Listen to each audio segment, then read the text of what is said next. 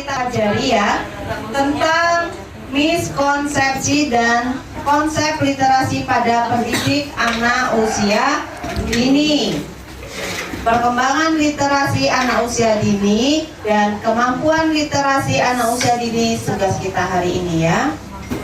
Bab 1, miskonsepsi dan konsep literasi pada pendidik anak usia dini. Ya, kita lanjut kepada kompetensi.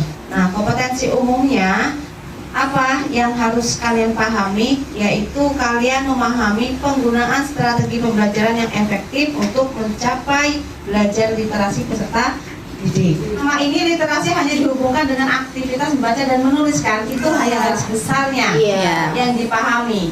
Tapi sesungguhnya keterampilan menyimak, berbicara, melisa dan mempresentasikan dan menampilkan sebuah gagasan, kemampuan berpikir, memaknai, menghadapi atau menghubungkan konsep, serta kemampuan mengidentifikasi, memahami, menafsirkan, membuat, menghitung dan berkomunikasi menggunakan berbagai materi dan berbagai konteks, serta kemampuan memahami, menggunakan, mengevaluasi dan merefleksikan berbagai jenis teks, itu juga termasuk ke dalam awal ketika anak belajar membaca itu dimulai dari menghafal huruf A sampai Z.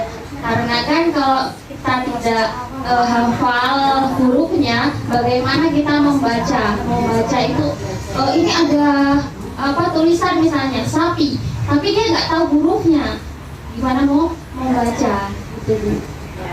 Ya, mungkin proses awalnya itu salah kalau ada riset yang menurut saya itu mengenal huruf vokal dahulu supaya anak lancar untuk mengucapinya dulu, baru setelah itu huruf A, I, O itu selesai baru menghafal huruf A, tapi nggak sampai Z juga, paling cuman berapa huruf dulu, bertahap dia mengenalnya. Oke, terima kasih. Ada pendapat lain? Awal ketika seorang anak belajar membaca dimulai dari menghafal huruf A sampai Z. Setuju atau tidak? Tidak, menurut ilmu yang sekarang.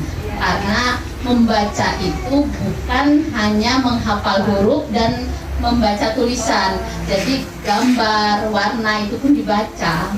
Jadi membaca cerita itu tidak harus hafal teksnya. Jadi dia melihat gambar terus dia ceritakan, itu udah membaca. Terima kasih untuk semuanya. Literasi seorang anak dapat ditumbuhkan melalui kegiatan bercakap-cakap dikarenakan dengan anak melihat mungkin benda-benda, ngobrol dengan teman, anak tersebut memiliki kosakata yang banyak. Begitu. Karena dengan bahasa anak dapat memiliki banyak kosakata dan melatih anak untuk berbicara dan mendengarkan. Mungkin begitu, Bu. Menurut saya itu termasuk literasi, Bu, karena anak-anak itu mengungkapkan apa yang mereka tahu. Jadi sama seperti dia mengobrol bahwa kejadian di sana itu seperti itu juga menurut saya termasuk literasi.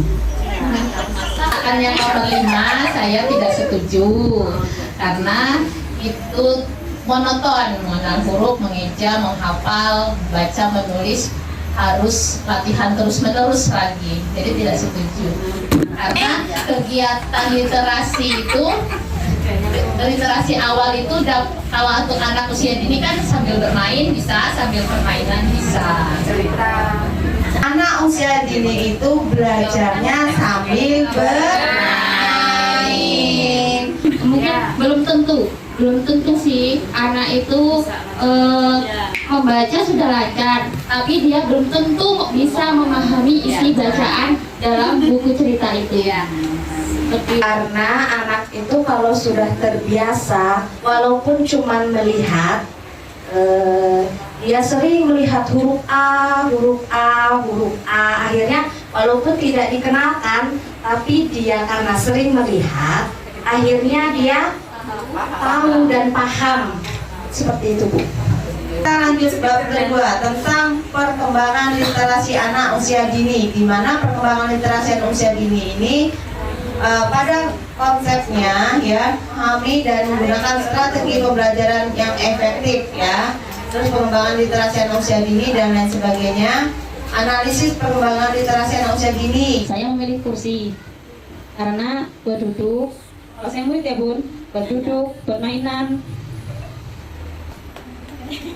Kalau saya sebagai murid, saya memilih meja karena untuk belajar, maksudnya untuk menulis. Terus meja itu bisa untuk meletakkan sesuatu juga. Jadi nggak mainan apa gitu bisa nggak diletakkan di bawah, bisa ditaruh.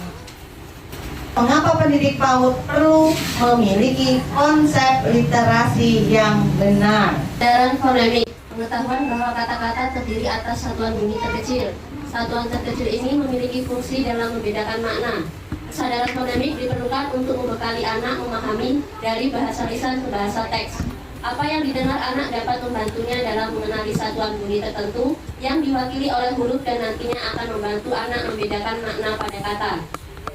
Kesadaran fonemik merupakan pendahuluan anak dalam memahami bacaan teks. Dengan kesadaran fonemik yang kuat, peserta didik mampu mengaitkan antara bunyi kata yang ia dengar dengan bentuk huruf tertentu sehingga membuatnya dapat mengenali kata atau kalimat pada bacaan. Pengetahuan latar. Pemahaman anak tentang dunia di sekitarnya disebut pengetahuan latar.